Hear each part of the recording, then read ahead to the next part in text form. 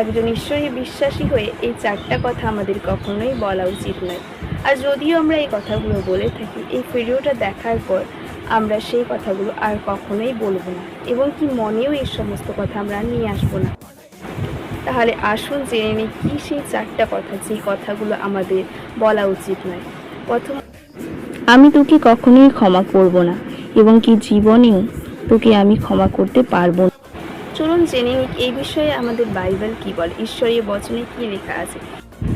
মথি 6 অধ্যায়ে বলে, কিন্তু তোমরা যদি লোকদিগকে ক্ষমা করতে না পারো, তাহলে তোমাদের পিতাও তোমাদের অপরাধ সকল ক্ষমা করিবেন না।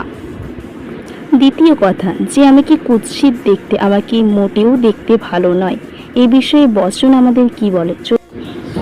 গীতসংহিতা 139 অধ্যায়ে 19 পদ, আমি তোমার স্তব করিব, কেননা আমি ভয়াবহ রূপে ও আশ্চর্য রূপে নির্মিত।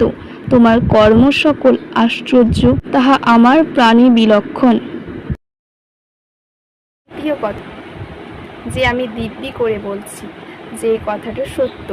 কথায় কথায় অনেকে আছে না, কথায় কথায় দিব্যি খেয়ে, আমি এর দিব্যি করে বলছি, আমি তার দিব্যি খেয়ে বলছি, নিজের মাথায় হাত রেখে বলছি যে আমি এই কাজটা করিনি। মথি 5 অধ্যায় 34 পদ, কিন্তু আমি তোমাদিওকে বলিতেছি, কোনো দিব্যই করিও না, স্বর্গের দিব্য করিও না, কেননা তাহা ঈশ্বরের সিংহাসন, এবং পৃথিবীর দিব্য করিও না, মহান রাজার নগরী। আর তোমার মাথার দিব্য করিও না, কেননা এক গাছি চুল সাদা কি কালো করিবার সাধ্য তোমার নাই।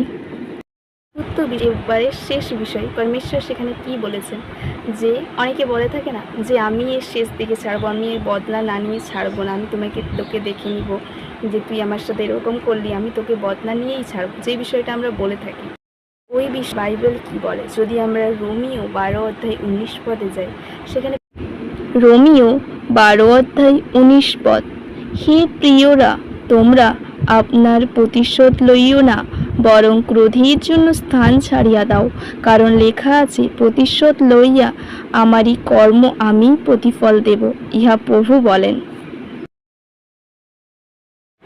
আশা করি এই ভিডিওটা দেখে আপনারা অনেকটাই বুঝতে পারছেন যে কোন বিষয়গুলো আমাদের কখনোই বলা উচিত নয়। আর যদি এই ভিডিওটা ভালো লেগে থাকে, আপনি সেই সমস্ত ঈশ্বরীয় বিশ্বাসীদের কাছে এই ভিডিওটা বেশি বেশি করে শেয়ার করে দিবেন।